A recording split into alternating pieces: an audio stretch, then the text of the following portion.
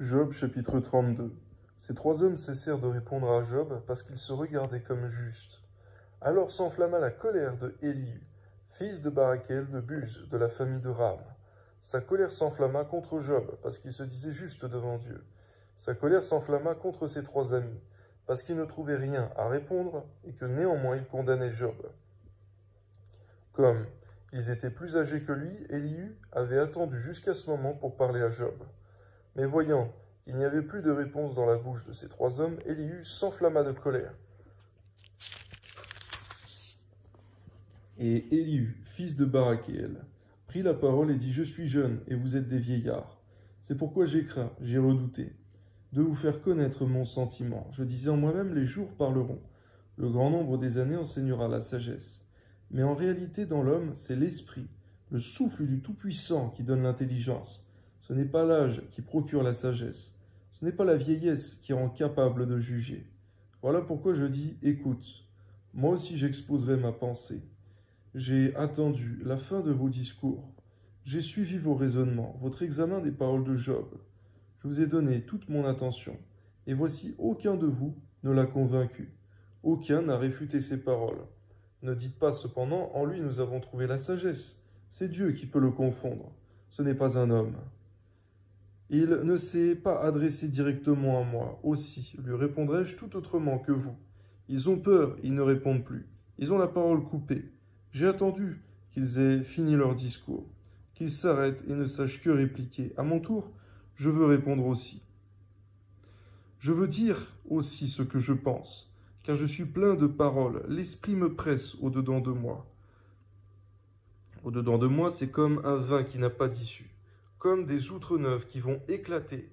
Je parlerai pour respirer à l'aise. J'ouvrirai mes lèvres et je répondrai. Je n'aurai point égard à l'apparence, je ne flatterai personne, car je ne sais pas flatter. Mon Créateur m'enlèverait bien vite. Job chapitre 33. Maintenant donc, Job, écoute mes discours, prête l'oreille à toutes mes paroles. Voici, j'ouvre la bouche, ma langue se remue dans mon palais. C'est avec droiture de cœur que je vais parler. C'est la vérité pure qui exprime en mes lèvres. L'Esprit de Dieu m'a créé, et le souffle du Tout-Puissant m'anime. Si tu le peux, réponds-moi. Défends ta cause, tiens-toi prêt. Devant Dieu, je suis ton semblable. J'ai été comme toi, formé de la boue. Ainsi mes terreurs ne te troubleront pas, et mon poids ne saurait t'accabler. Mais tu as dit à mes oreilles, et j'ai entendu le son de tes paroles. Je suis pur, je suis sans péché, je suis net, il n'y a point moins d'iniquité. Et Dieu trouve contre moi de motifs de haine. Il me traite comme son ennemi, il met mes pieds dans les ceps, il surveille tous mes mouvements. Je te répondrai qu'en cela, tu n'as pas raison, car Dieu est plus grand que l'homme. Veux-tu donc disputer avec lui, parce qu'il ne rend aucun compte de ses actes? Dieu parle cependant tantôt d'une manière, tantôt d'une autre, et l'on n'y prend point garde.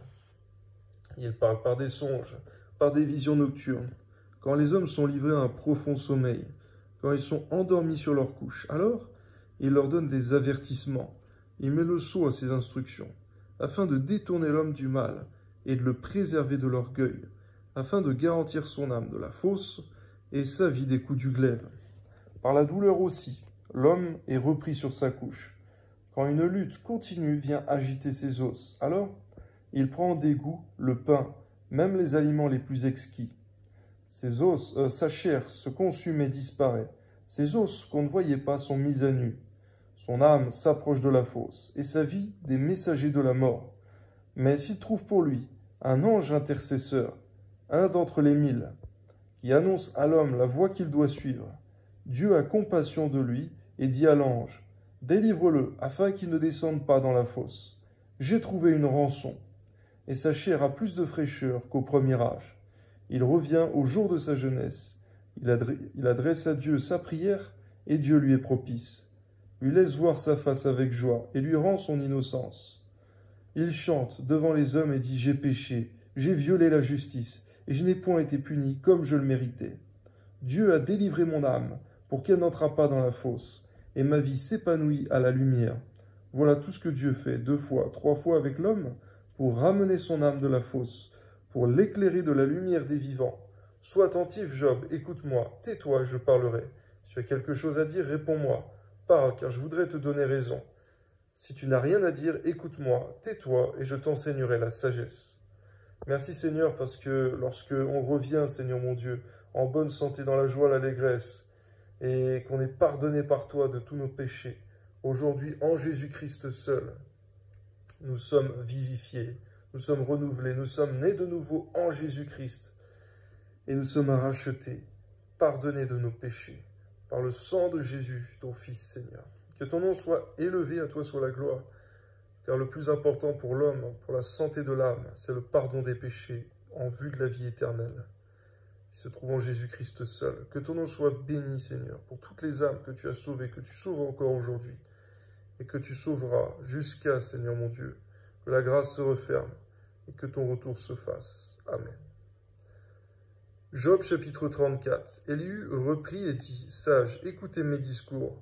Vous qui êtes intelligents, prêtez-moi l'oreille, car l'oreille discerne les paroles, comme le palais savoure les aliments. Choisissons ce qui est juste. Voyons entre nous ce qui est bon. Job dit, je suis innocent, et j'ai raison et je passe pour menteur. Ma plaie est douloureuse, et Dieu me refuse justice, et je suis sans péché. Y a-t-il un homme semblable à Job, buvant la raillerie comme l'eau, marchant en société de ceux qui font le mal, cheminant de pair avec les impies? Car il a dit, il est inutile à l'homme de mettre son plaisir en Dieu. Écoutez-moi donc, homme de sens, loin de Dieu l'injustice, loin du Tout-Puissant l'iniquité. Il rend à l'homme selon ses œuvres, il rétribue chacun selon ses voies. Non, certes, Dieu ne commet pas l'iniquité. Le Tout-Puissant ne viole pas la justice. Qui l'a chargé de gouverner la terre? Qui a confié l'univers à ses soins?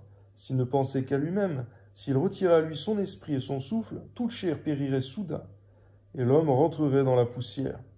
Si tu as de l'intelligence, écoute ceci, prête l'oreille au son de mes paroles.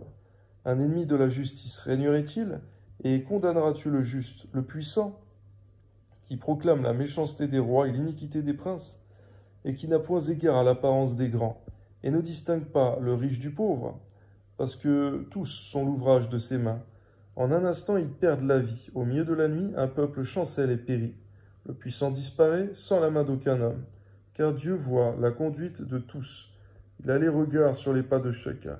Il n'y a ni ténèbres ni ombre de la mort où puissent se cacher ceux qui commettent l'iniquité. Dieu n'a pas besoin d'observer longtemps pour qu'un homme entre en jugement avec lui. Il brise les grands sans information. Il en met d'autres à leur place, car il connaît leur œuvre, et il les renverse de nuit, et ils sont écrasés.